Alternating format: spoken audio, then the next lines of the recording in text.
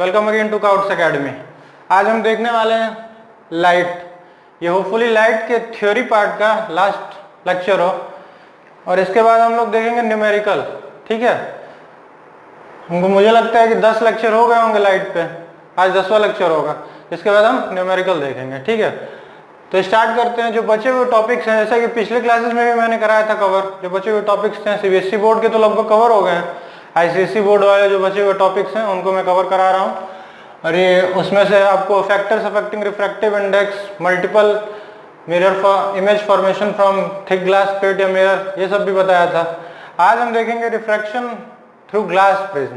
ठीक है, glass prism से रिफ्रैक्शन कैसे होता है। तो अब सबसे पहले समझेंगे, पहले ही लिख लूँ मैं।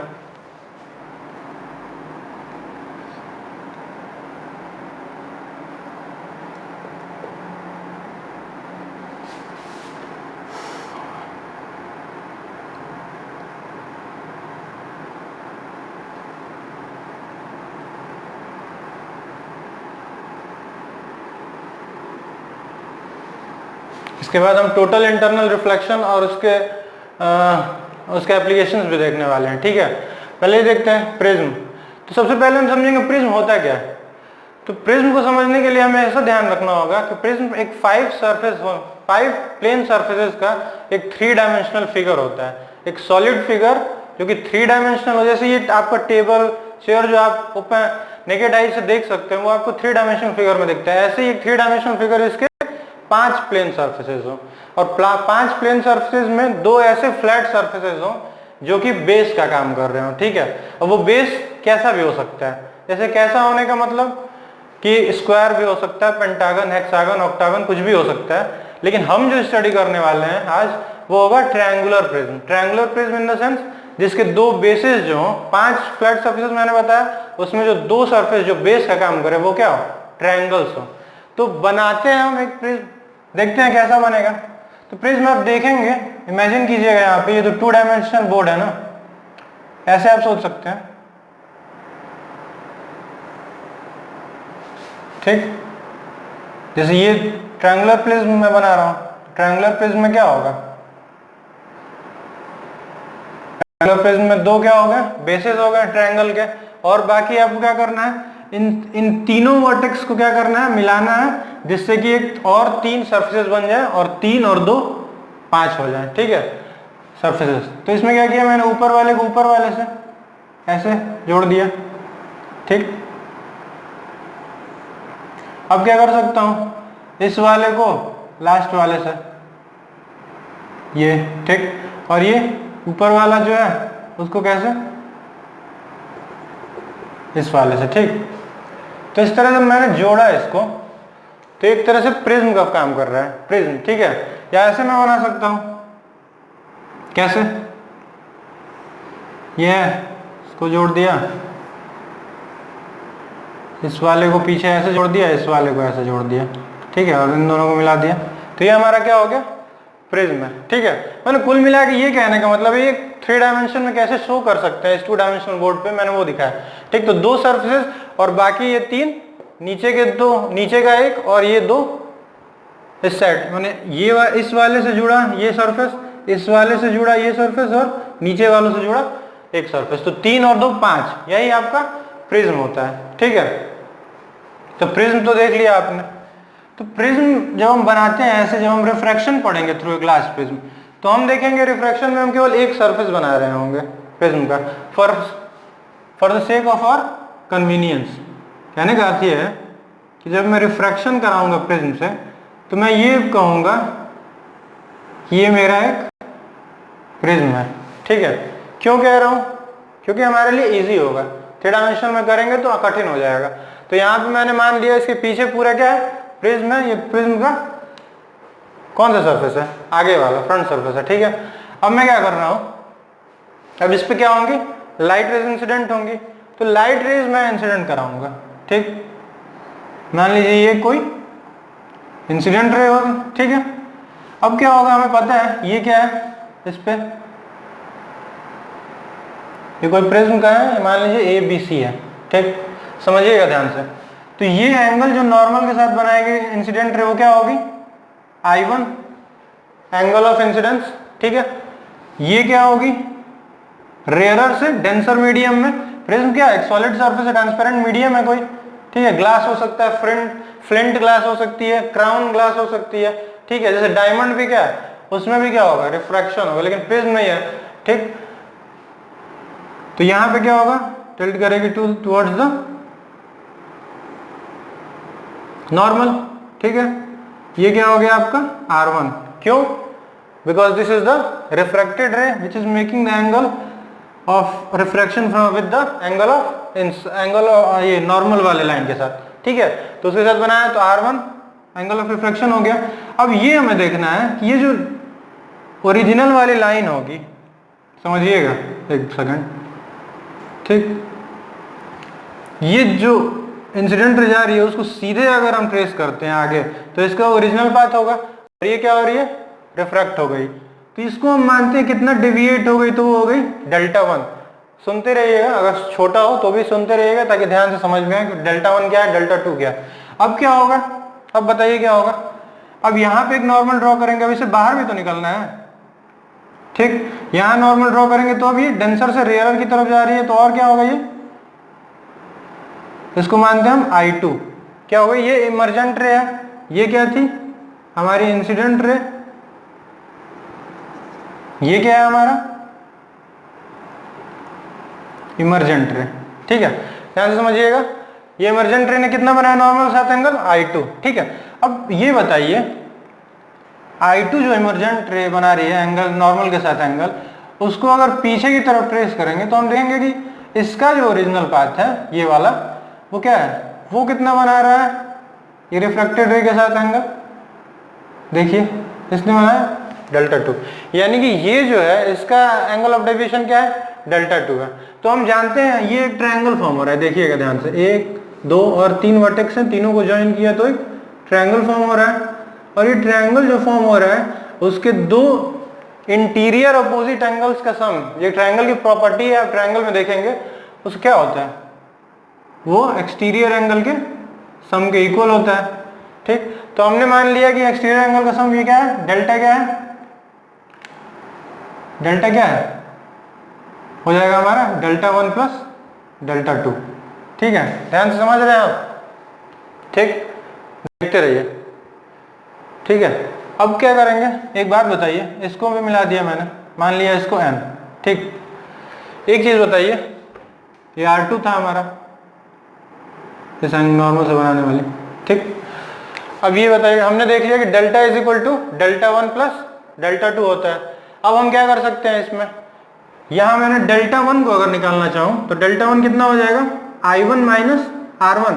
देखिए ये क्या है, बिल्कुल दो लाइंस के सीधे सीधे हैं, उनके इंटरसेक्शन पॉइंट है ये, और उसके अपोजिट में जो एंगल्स होते हैं वो क्या होते हैं, इक्वल होते हैं। तो Δ1 इज इक्वल टू कितना हो जाएगा, I1 माइनस R1। ऐसे ही सिमिलरली Δ2 इज इक्वल टू कितना हो जाएगा, ये और ये लाइन है, is equal to I2 minus R2, ठीक है। अब हम दोनों को सम करते हुए हमें ऐड करना है यहाँ पे, तो यहाँ इन दोनों को ऐड किया तो मुझे पता चला कि डेल्टा कितना हो जाएगा, I1 minus R1 plus I2 minus R2।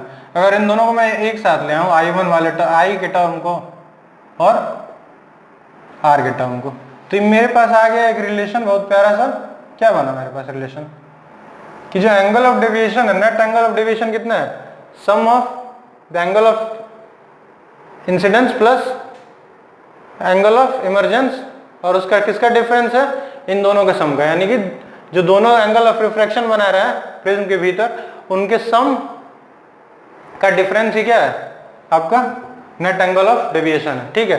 तो delta is equal to I1 plus I2 minus R1 plus R2। अब हम क्या कर सकते हैं यहाँ पे, एक चीज बताइए, अब इस R1 प्लस R2 को भी क्या लिख सकते हैं, समझिएगा, ये आपका एंगल ऑफ प्रिज्म है, ठीक है। मान ये क्या है आपका, इसे कहते हैं, जो पर वाला दिख रहा है हमें क्या कहते हैं, इसे एंगल ऑफ प्रिज्म है, ठीक। एंगल ऑफ प्रिज्म से इसलिए कहते हैं क्योंकि ये क्या हो रही है ना, ये इसका है जो डायरेक्शन का हमारा जो रिफ्रैक्शन का पाथ हो रहा है उसकी वजह से ये है। अगर वही क्या होता, इधर से अगर इंसिडेंट रे आ रही होती तो उसके लिए क्या हो जाता, ये हो जाता, इधर से आ रही होती तो क्या हो जाता, इधर से आ रही होती तो ये हो जाता। ऐसे करके हम देख सकते हैं, ठीक है। तो यहाँ पे इस केस में क्या होगा, एंगल ऑफ प्रिज्म क्या है, ये A, ठीक। अब समझिएगा, ये क्वाड्रिलेटरल है, ये मान लीजिए P है और ये क्या है, Q है, ठीक। तो मैं ये कह सकता हूं कि A P N Q is a quadrilateral, कह सकता हूं, बिल्कुल कह सकता हूं, ठीक है। अब मुझे पता है कि ये दोनों एंगल्स कितने हैं, ये एक नॉर्मल है, तो ये एंगल क्या होगा, एंगल P जो है A P N और एंगल A Q N कितना होंगे, 90 डिग्री, कोई शक, एंगल A Q N ये कितने होंगे, इज इक्वल टू 90 डिग्री, ठीक है। यानी 90 प्लस 90 180 हमारा चला गया। तो मुझे पता है कि sum of all the 4 angles of a quadrilateral कितना होता है, 360 डिग्री होता है। तो कुछ नहीं करना है मुझे, अब क्या होगा, यानी कि एंगल A प्लस N कितना हो जाएगा आपका 180 डिग्री हो जाएंगे, क्योंकि दो 180 डिग्री यहां से कवर होगा, समझ रहे हैं आप, मैंने डायरेक्ट लिख दिया है, ठीक। तो A प्लस N इतना हो जाएगा। अब मुझे ये बताइए, इस वाले ट्रायंगल में PQN में, इन ट्रायंगल PQN में मुझे अगर बताना होगा तो मैं ये कह सकता हूँ R1 plus R2 plus N is equal to 180 degree, ठीक है। देखिएगा ध्यान से, यानी N इज इक्वल टू कितना है 180 degree minus R1 plus R2 लिख सकता हूँ मैं, N इज इक्वल टू, ठीक है, ये वाला एंगल N, ठीक। तो इसको मैंने कितना कह लिया 180 माइनस R1 प्लस R2। अब इसको मैं इसमें पुट कर दूं तो देखिएगा ध्यान से, ये हमारा आ जाएगा, यहाँ से रिजल्ट आएगा A is equal to R1 plus R2। क्या समझ में आ रहा है, ठीक है। एक बार करके देखिएगा खुद से और देखिएगा रिजल्ट आएंगे, ठीक है। तो रिजल्ट आएंगे, यहाँ से अब मैंने क्या किया, यहाँ देख रहा हूँ R1 प्लस R2 यहाँ भी है, A is equal to R1 plus R2 है। तो क्या मैं इन दोनों से एक रिजल्ट और निकाल सकता हूँ, क्या, देखिएगा, delta is equal to I1 plus I2 minus A, समझ रहे हैं। तो इतना जो मैंने डिराइव किया हुआ है उससे मेरा रिजल्ट क्या आया, एक ये आया, एक ये आया, और इन दोनों को मिला के मेरा रिजल्ट क्या आ गया, I1 plus I2 is equal to A, ठीक है। इंपॉर्टेंट रिजल्ट है, इस पे बार बार के क्वेश्चन आते हैं, ठीक है। तो ये हो गया। अब मैं क्या करूंगा, अब मैं देखता हूं कि ये I और डेल्टा, यानी कहने का अर्थ ये है कि डेल्टा जो है, इस रिजल्ट से हमें क्या पता चल रहा है, I एंगल ऑफ इंसिडेंस, ठीक, एंगल ऑफ प्रिज्म दोनों पर डिपेंड कर रही है, ठीक है, समझ रहे हैं। और एक चीज होता है, एंगल ऑफ डेविएशन जो होता है रिफ्रैक्टिव इंडेक्स पे भी डिपेंड करती है। क्यों करती है, क्योंकि हमने बताया था कि रिफ्रैक्टिव इंडेक्स होता क्या है, तो डिग्री ऑफ रिफ्रैक्शन जितना हो वही तो है हमारा रिफ्रैक्टिव इंडेक्स। जितना रिफ्रैक्ट कर पाए एक मीडियम से दूसरे मीडियम में जब लाइट ट्रेवल करे तो उस सरफेस पे जहाँ चेंज हो रहा है मीडियम, उस पर कितना रिफ्रैक्ट हो पाती है, उसी को तो हम रिफ्रैक्टिव इंडेक्स कहते हैं। तो उस पर भी डिपेंड करने वाली है, जितना रिफ्रैक्टिव इंडेक्स होगा उतना क्या होगा, एंगल ऑफ डेविएशन ज्यादा होगा।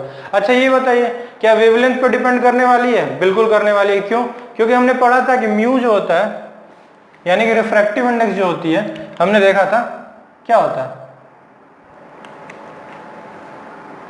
वो हमारा होता है इनवर्सली प्रोपोर्शनल होता है लैम्डा के, यानी कि वेवलेंथ के। तो वेवलेंथ जितना अधिक होगा रिफ्रैक्टिव इंडेक्स उतना कम होगा। यानी अगर रेड लाइट की बात करूं मैं, तो रेड लाइट की वेवलेंथ वायलेट लाइट से, मैंने उस दिन विबग्योर के बारे में बताया था। तो विबग्योर में क्या था, वायलेट लाइट की वेवलेंथ क्या होती है, सबसे कम होती है, रेड लाइट की सबसे अधिक। तो रेड लाइट की जिसकी वेवलेंथ सबसे अधिक है उसका रिफ्रैक्टिव इंडेक्स क्या होगा, उसका रिफ्रैक्शन क्या होगा, उसका डेविएशन क्या होगा, सबसे कम होने वाला है, ठीक है। तो क्या होगा कि रेड लाइट की angle of deviation red light के लिए क्या होगा, सबसे कम, वायलेट लाइट के लिए सबसे अधिक, ठीक है। तो एक रिफ्रैक्टिव इंडेक्स का कारण देख लिया। एंगल ऑफ इंसिडेंस कैसे समझ सकते हैं, अगर मैं यहीं पे देख लूं इस इक्वेशन से, तो इसको बढ़ाएंगे, जितना इस एंगल ऑफ इंसिडेंस को बढ़ाते जाएंगे उतना क्या होगा, ये डेल्टा बढ़ता जाएगा, ठीक है। एंगल ऑफ प्रिज्म पे क्या रिलेशन होता है, तो एंगल ऑफ प्रिज्म पे डिपेंड करती है angle of deviation, directly proportional होता है। ये एंगल ऑफ प्रिज्म जैसे जैसे बढ़ाते जाते हैं, यानी जैसे जैसे इसको चौड़ा करते जाएंगे आप, ठीक है, इस वाले ऊपर वाले एंगल को, वैसे वैसे क्या होगा, एंगल ऑफ डेविएशन भी इंक्रीज करती जाती है, ठीक है। तो ये कुछ क्या हो गए, 4 पॉइंट्स थे। एंगल ऑफ डेविएशन किन किन पॉइंट्स पे डिपेंड करते हैं, किन किन फैक्टर्स पे, एंगल ऑफ इंसिडेंस पे, एंगल ऑफ प्रिज्म पे, तीसरा क्या हो सकता है, रिफ्रैक्टिव इंडेक्स पे, और wavelength of the light used, ठीक है। तो चलिए, आई होप ये क्लियर होगा, refraction through a glass prism. Glass prism का रिफ्रैक्शन हमारा इतना ही था। अभी एक ग्राफ देखेंगे और हम फिर समझेंगे वहां पे कैसे एंगल ऑफ डेविएशन और एंगल ऑफ इंसिडेंस में कैसे चेंज आते हैं, ठीक। आइए,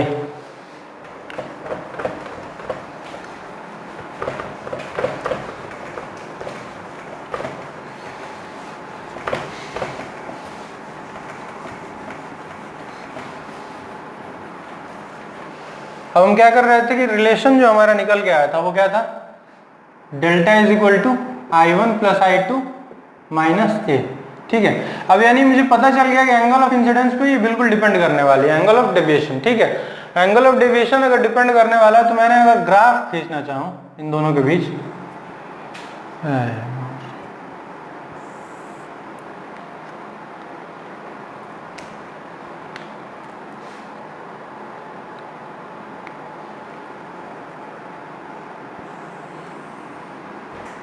मैं अगर ग्राफ खींचना चाहूँ यहाँ पे, अब क्या होगा, ये क्या है, एंगल ऑफ डेविएशन डेल्टा। ठीक, ये क्या है आपका एंगल ऑफ इंसिडेंस आई, इधर की तरफ बढ़ रहा है, ये किधर की तरफ बढ़ रहा है, ये। ठीक है, अब मैं अगर खींचता हूँ तो एक्सपेरिमेंट्स बताते हैं जब किसी भी ग्लास प्रिज्म के थ्रू हम रिफ्रैक्शन कराते हैं तो उसका एंगल ऑफ इंसिडेंस और डेल्टा के बीच में जब रिलेशन हम फाइंड करना स्टार्ट करते हैं तो हम देखते हैं ना कुछ ऐसा ग्राफ बन के आता है। ठीक है, इस ग्राफ का मतलब समझिए, देख रहे हैं एक बार कि एंगल ऑफ इंसिडेंस स्टार्टिंग में जब बढ़ रहा है, ठीक है, स्टार्टिंग में जब बढ़ रहा है तो एंगल ऑफ डेविएशन क्या हो रहा है, कम हो रहा है। लेकिन एक पॉइंट पे क्या हो रहा है, जब ये मिनिमम हो जा रही है, ठीक, उसके बाद क्या हो रहा है, फिर क्या होने लग रहा है, जैसे जैसे एंगल ऑफ इंसिडेंस बढ़ रहा है वैसे वैसे क्या हो रहा है, एंगल ऑफ डेविएशन इंक्रीज करता जा रहा है। ठीक है, तो इसका कहने का मतलब ये है कि, और जब हम इस ग्राफ को सॉल्व करते हैं तो हमें ये पता चलता है, अगर एक पॉइंट इसको मान लूँ मैं डेल्टा, तो मैं यहाँ देखूंगा कि या इस वाले पॉइंट से हम एक पर्टिकुलर एंगल I1 से ये पा सकते हैं, और इसी को हम इधर बढ़ाएं तो हम देखेंगे कि उतना ही एंगल ऑफ डेविएशन किसके लिए होगा, I2 के लिए। और जब हम इस ग्राफ को सॉल्व करते हैं और ये डेल्टा मिनिमम अगर मैं निकालने का प्रयास करूं तो मुझे पता चलेगा कि डेल्टा मिनिमम जो है, तो सबसे मिनिमम एंगल ऑफ डेविएशन है, वो तब आ रहा होगा जब ये पॉइंट जो है वो क्या हो, जब यहाँ पे I1 is equal to I2 हो।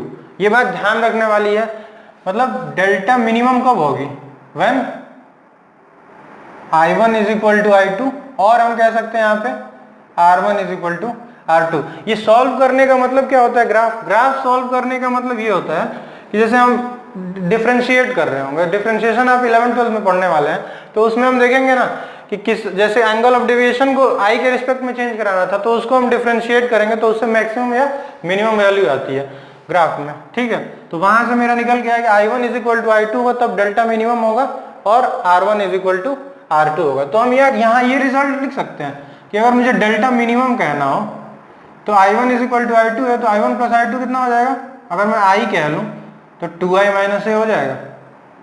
ठीक है, कहने का मतलब ये कि मैं I1 is equal to I2 को मैंने क्या मान लिया, एक एंगल मान लिया I, तो वहां से मुझे निकल के आ जाएगा 2I माइनस ए डेल्टा मिनिमम में। ठीक, आई होप क्लियर होगा, ये समझ रहे होंगे आप, पिछले जो भी डेरिवेशन से आपको समझ में आए होंगे। चलिए तो आगे बढ़ेंगे हम, ये refraction through a glass prism तो हमारा हो गया। अब हम करने वाले हैं टोटल इंटरनल रिफ्लेक्शन, और टोटल इंटरनल रिफ्लेक्शन जब हम पढ़ लेंगे तो 3 तरह के प्रिज्म देखेंगे जिसमें टोटल इंटरनल रिफ्लेक्शन हम समझेंगे। ठीक है, वहां से भी तो चलिए आगे बढ़ते हैं।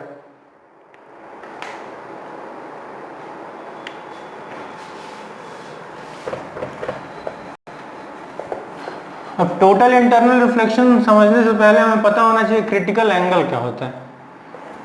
तो क्रिटिकल एंगल होता है, क्रिटिकल एंगल के लिए कुछ कंडीशंस भी होंगी, उन्हें भी हम समझेंगे। तो आइए स्टार्ट करते हैं, क्रिटिकल एंगल क्या होता है। तो जब हम टोटल इंटरनल रिफ्लेक्शन, मैंने यहाँ लिखा टोटल इंटरनल रिफ्लेक्शन। ठीक है, कभी कभी जो डेरिवेशन हमने पढ़ा था पिछले वाला, वो क्या होता है, डायरेक्ट क्वेश्चन के फॉर्म में क्या कर लिया जाता है, डेरिवेशन ही पूछ लिया जाता है। ठीक है, बोर्ड एग्जाम्स में। ठीक, तो ये टोटल इंटरनल रिफ्लेक्शन में हमें पढ़ना है क्रिटिकल एंगल क्या होता है। ये समझ गए तो समझ लीजिए कि टोटल इंटरनल रिफ्लेक्शन क्या हो गया, पूरा क्लियर हो गया।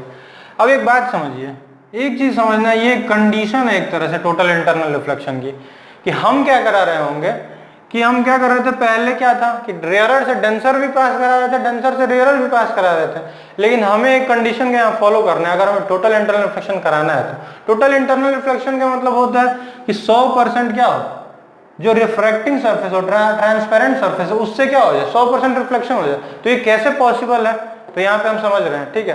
अब तक हमने क्या देखा था, किसी भी रिफ्रैक्टिंग सरफेस से क्या हो रहा है, हल्का सा रिफ्लेक्शन 2%, 4%, 5% और बाकी क्या थे, रिफ्रैक्शन हो रहा था। लेकिन अब हम समझने वाले कि 100% रिफ्लेक्शन कैसे करा सकते हैं। तो नाम से क्लियर है, टोटल यानी कि 100% इंटरनल रिफ्लेक्शन करा दिया जाए, ठीक है। इंटरनल माने इंटरनल ही, दूसरे वाले मीडियम में जाने की आवश्यकता ही ना पड़े लाइट रेज को। तो समझते हैं, मानते हैं ना कि ये क्या है, डेंसर मीडियम है, ये क्या है, रेयरर मीडियम है हमारा, ठीक है। अब लाइट रेज चली, ये क्या है हमारा मीडियम का हुआ है, बाउंड्री है। अब यहाँ पे लाइट रेज आई, इसने क्या किया, नॉर्मल से, ध्यान से समझिएगा, आई एंगल बनाया कोई, ठीक।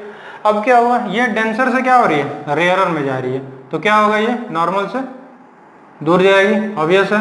ये क्या हो जाएगा, आर, एंगल ऑफ रिफ्रैक्शन ये हो गया एंगल ऑफ इंसिडेंस। इसी में अगर हम ये करना चाहें, क्या करें, इसको क्या करें ना, इस एंगल ऑफ इंसिडेंस को थोड़ा सा बढ़ाएं, तो थोड़ा सा बढ़ाएंगे। अच्छा ये बताइए, अभी मैंने बताया कि किसी भी सरफेस से क्या होगा, अभी पिछले क्लासेस में मैंने पढ़ा था, पिछले क्लासेस में आप देखिए जाके, multiple image formation through a thick glass plate और मिरर मैंने समझाया है और डिटेल में एनालिसिस किया हमने, और उसमें जाके अगर नहीं देखा है जरूर देखिए, बिल्कुल समझ में आएगा कैसे रिफ्लेक्शन और रिफ्रैक्शन ट्रांसपेरेंट सरफेसेस दोनों होते हैं, ठीक है। तो कुछ रिफ्रैक्शन भी होगा, कुछ रिफ्लेक्शन भी होगा, बिल्कुल यही बनाते हुए एंगल, ठीक है, लॉज ऑफ रिफ्रैक्शन को फॉलो करते हुए रिफ्लेक्शन को, और ये लॉज ऑफ रिफ्रैक्शन को फॉलो करेगी, ठीक है। अब क्या हुआ, अब मुझे टोटल इंटरनल रिफ्लेक्शन कराने के लिए क्या होता है कि ये पूरा जो 4%, 5% ना हो जाए रिफ्लेक्शन, 100% हो, यानी जो मैं लाइट रे यहाँ दूं वो बिल्कुल रिफ्लेक्ट हो जाए। तो मैं क्या करता हूँ, अब इसको थोड़ा सा मैं इंक्रीज करता हूँ, यहीं पे इंक्रीज कर लेता हूँ। तो एक पॉइंट ऐसा आएगा कि इंक्रीज करते करते क्या होगा, इस पॉइंट पे किया, मैंने देखा एक पॉइंट ऐसा आया जिसपे क्या हुआ कि ये जो रिफ्रैक्टेड रे हैं वो क्या होंगे, बिल्कुल इधर जो बाउंड्री है उसकी तरफ टिल्ट करती जाएंगी, इतनी दूर होती जाएंगी, और ये टिल्ट करते करते क्या होगा, एक पॉइंट ऐसा आएगा कि बिल्कुल इसी पॉइंट से वो निकलने लगेंगी, ये बाउंड्री होके, बाउंड्री वाला पॉइंट, बाउंड्री वाला सरफेस है, उसी से होके ये रिफ्रैक्ट करने लगेंगी। ये एक रिफ्रैक्टेड रे है, ठीक है। ये कब है, किस एंगल पे, तो इस वाले एंगल पे, ध्यान दीजिएगा। ये जब एंगल ऑफ इंसिडेंस हमारा ये बड़ा वाला है, ठीक, यानी कि एक पर्टिकुलर एंगल ऑफ इंसिडेंस पे हमने क्या किया कि एंगल ऑफ रिफ्रैक्शन देखा। तो अगर एंगल ऑफ रिफ्रैक्शन मुझे नॉर्मल से देखना हो तो मैं कितना कहूंगा, ये क्या है, 90 डिग्री है, ध्यान दीजिएगा 90 डिग्री है।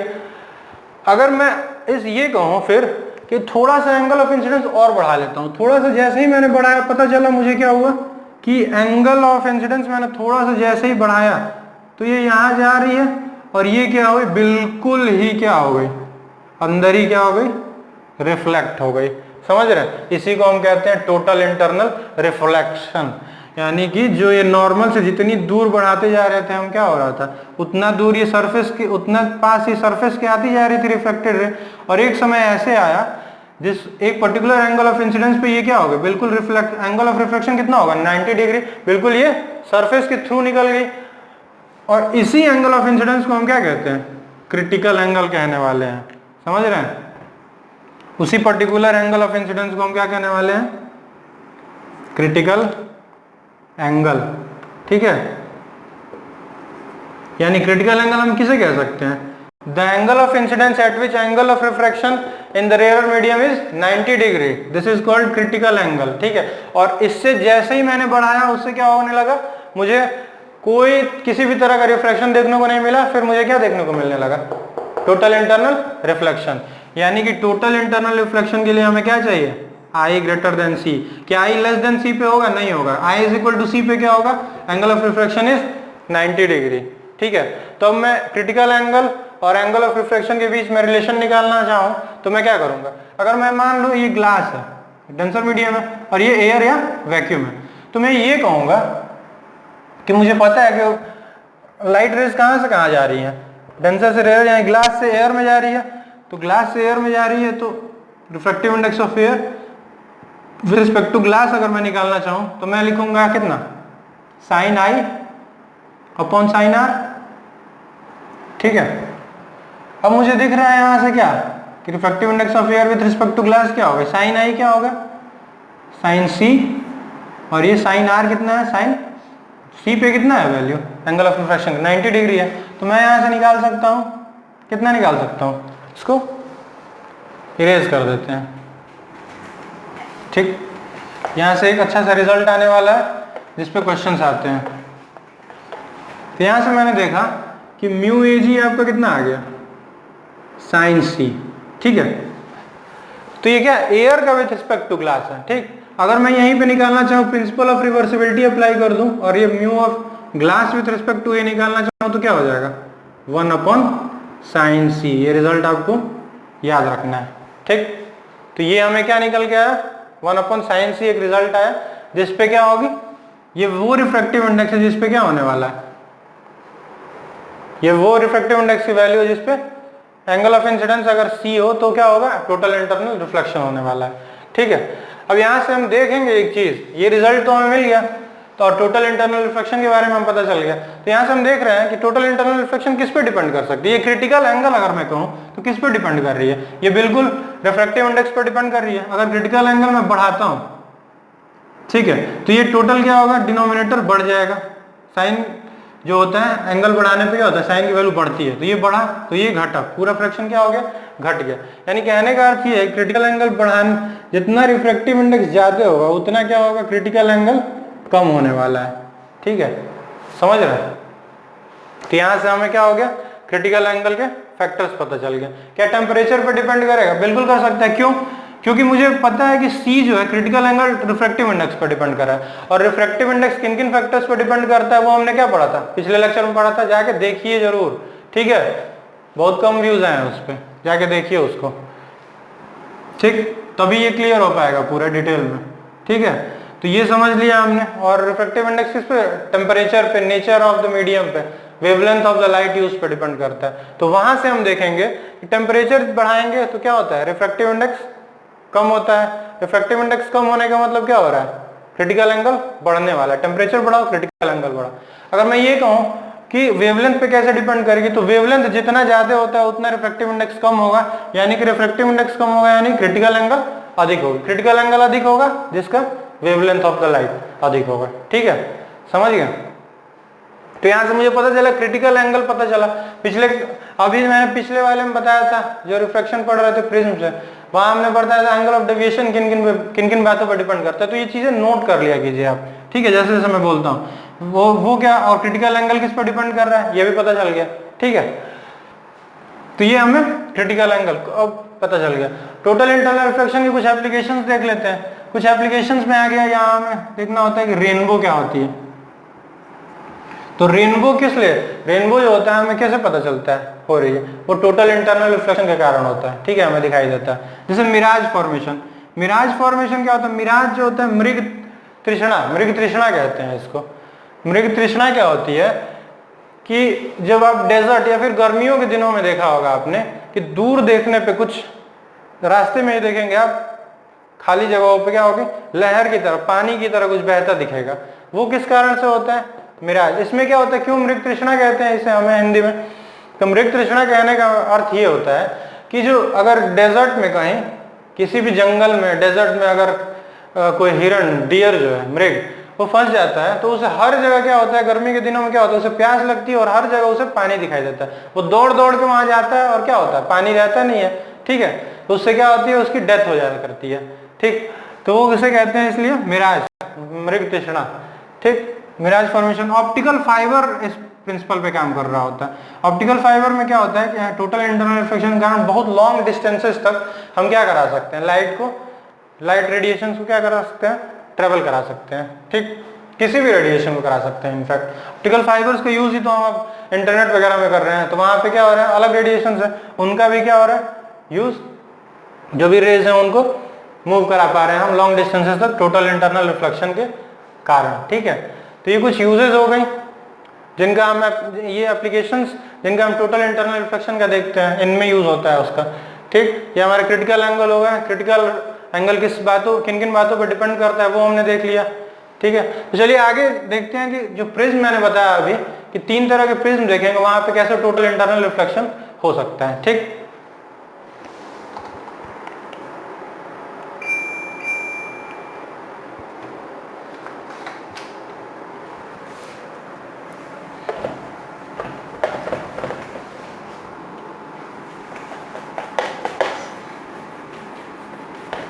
हम 3 प्रकार के प्रिज्म लेने वाले हैं। कौन कौन से देखिए।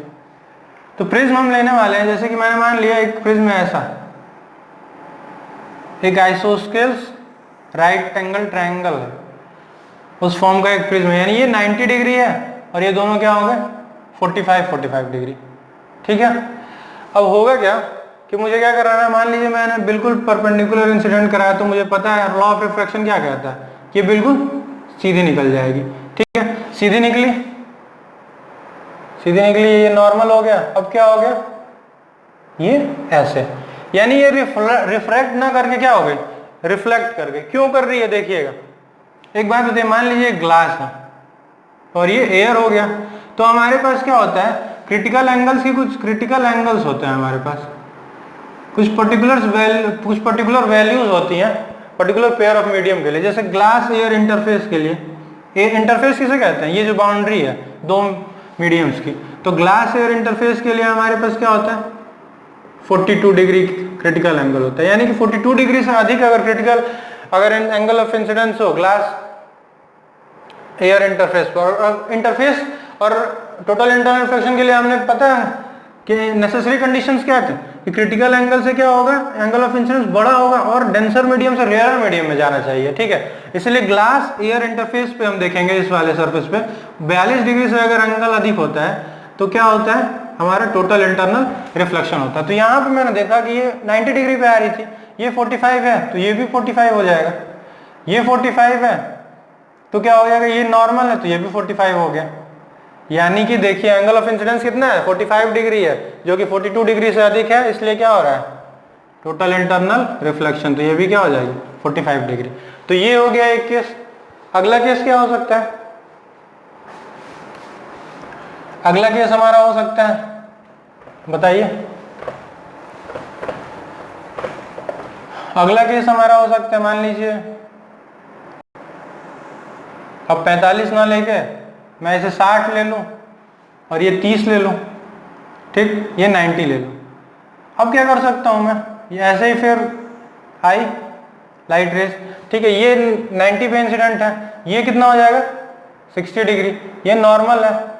तो अब मैंने देखा नहीं इस सरफेस पे क्या होगा, इस सरफेस पे ये नहीं हो पाएगा, इस वाले पॉइंट पे अगर हम गिराना चाहें जो ये एंगल 30 डिग्री है, एंगल ऑफ प्रिज्म, हमने देखा था कि एंगल ऑफ डेविएशन किस पे डिपेंड करता है, एंगल ऑफ प्रिज्म, तो ये 30 आपने देखा तो ये 30 डिग्री हो जाएगा। ध्यान से देखिए, क्या 42 डिग्री से अधिक है, नहीं है, यानी यहाँ पे नहीं होगा एंगल ऑफ रिफ्रैक्शन।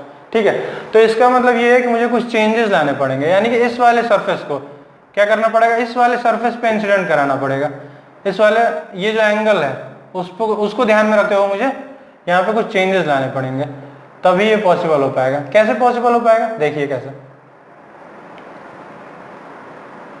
देखिए मानते हैं हम अब ये 60 डिग्री है, ये 30 डिग्री है, तो एंगल ऑफ इंसिडेंस अगर ये होगा तो ये 90 डिग्री है। अब देखिए ये क्या हो जाएगा 30 डिग्री, ये एंगल ऑफ, ये नॉर्मल है प्लेन पे, अब क्या होगा ये हमारा 60 डिग्री हो जाएगा। तो हमें देखने को मिला कि रिफ्रैक्टेड जो ग्लास एयर इंटरफेस पे जो एंगल ऑफ इंसिडेंस कितना है 60 डिग्री है, which is greater than 42 degree. तो यहाँ पे क्या होगा, एंगल क्या होगा, टोटल इंटरनल रिफ्लेक्शन हमें देखने को मिलेगा 60 डिग्री। आई होप क्लियर होगा आपको। ठीक है, कैसे कैसे हम प्रिज्म से टोटल इंटरनल रिफ्लेक्शन भी करा सकते हैं। अब एक मुझे मान लिया, अब मैंने मान लिया कि कोई इक्विलेटरल ट्रायंगल ले लिया, दो तरह के प्रिज्म देखे, वो क्या थे, राइट एंगल थे। अब मैंने क्या किया, कोई इक्विलेटरल ट्रायंगल ले लिया, ठीक है। अब मैं कराता हूं, ठीक है, ध्यान से देखिएगा। मान लीजिए इस पे मैंने क्या किया, ऐसे 90 डिग्री पे कर दिया इंसिडेंस, अब ये रिफ्लेक्टेड रे आई। अब मुझे क्या देखना है, ये क्या है, नॉर्मल है, ये इसका एंगल ये 90 है, ये 60 है, तो ये कितना हो जाएगा 30, बिल्कुल इजी है। तो ये नॉर्मल है तो ये कितना हो जाएगा 60 है, तो ये भी 60 हो गया। देखिएगा ध्यान से, इक्विलेटरल ट्रायंगल है, ये 60 डिग्री हो गया। क्या 42 डिग्री से बड़ा है, बिल्कुल बड़ा है, तो ये भी क्या हो जाएगा 60 डिग्री होते हुए क्या हो जाएगी, रिफ्लेक्ट कर जाएगी। ठीक है, अगर तेज हो गया होगा तो वीडियो को पॉज कीजिएगा, समझने की कोशिश कीजिएगा, और नहीं समझ में आए, समझ में तो आएगा ही, तो कमेंट डालिएगा कि सर ये फिर से समझा दीजिए, तो मैं समझा दूंगा। ठीक है, लेकिन ये समझ में आ जाएगा आपको। ठीक, तो आई होप क्लियर होगा। हमने देखा क्या क्या आज पढ़ा कि refraction through a glass prism हमने पढ़ा, ठीक, उसमें एंगल ऑफ डेविएशन पढ़ा क्या होता है, किन किन फैक्टर्स पे वो डिपेंड करता है। हम उसके बाद टोटल इंटरनल रिफ्लेक्शन पे आए, उसमें देखा कि क्रिटिकल एंगल क्या होता है, क्रिटिकल एंगल किन किन बातों पे डिपेंड करता है, कैसे एंगल ऑफ एक पर्टिकुलर एंगल ऑफ इंसिडेंस पे क्या होता है, पूरा का पूरा लाइट 100% रिफ्लेक्शन हो जाता है, यानी कि इंटरनली रिफ्लेक्ट कर जाती है। तीसरा क्या देखा, total internal reflection through a glass prism. तो उसमें 3 केसेस लिए हमने, एक इक्विलेटरल ट्रायंगल लिया तो देखा कैसे हो पा रहा है टोटल इंटरनल रिफ्लेक्शन। हमारे लिए ग्लास एयर इंटरफेस पे 42 डिग्री होता है क्रिटिकल एंगल, ठीक। यहाँ पे देखा वो 42 डिग्री आता कहाँ से होगा। अच्छा ये बताइए, मैंने अभी कहा कि म्यू क्या है, 1/sin c है, तो यहीं से तो आएगा, sin c निकालना होगा मुझे, तो म्यू पता होना चाहिए। तो म्यू की वैल्यूज मुझे पता होती हैं, जैसे ग्लास की क्या होती है 1.5, वाटर की 1.33, ऐसे करके मैं क्या निकाल सकता हूँ sin c की वैल्यू और फिर c की वैल्यू। तो वहीं से मुझे पता चला कि ग्लास एयर इंटरफेस पे क्रिटिकल एंगल कितना होता है 42 डिग्री। तो मुझे देखने को मिला यहाँ पे 60 डिग्री था, एक जगह और 60 डिग्री था एंगल ऑफ इंसिडेंस, एक जगह 45 डिग्री था। तो तीनों एंगल ऑफ इंसिडेंस क्या थे, अधिक थे 42 से। तो 42 से अधिक होने का मतलब क्या है, हमने टोटल इंटरनल रिफ्लेक्शन कराना है, तो टोटल इंटरनल रिफ्लेक्शन हुआ तीनों से, ठीक। तो आई होप क्लियर होगा। चलिए आज का वीडियो यहीं पे हम करते हैं इसका। हमारे वीडियो को पसंद आ रहा है तो जरूर लाइक और